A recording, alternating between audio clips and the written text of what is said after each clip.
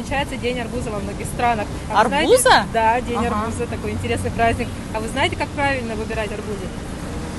Ой, ну что-то много пишут всякого. Ну, должен быть, наверное, хвостик сухой, бочок немножко А вы сами такой руководствуетесь? залежавшийся. Ну да, иногда смотрим. Но не всегда он бывает сладкий. Я понятия не имею, как ее выбрать-то. Обычно ее вот балтают. Ну, то, что там должна быть это, как там, пореза коричневого цвета. И все. Ясно, не пользовались никогда этим Нет. правилом? Ясно. Надо послушать так, вот, и придавить немножко, и послушать. Если кр-кр-кр, то спелый очень. Да, желтое пятнышко и сухой кончик, ну, хвостик обычно. Или когда надавливаешь, треск какой-то вот идет. Нет, все покупает сыновья, дочери. Ну, так, на вид смотрю.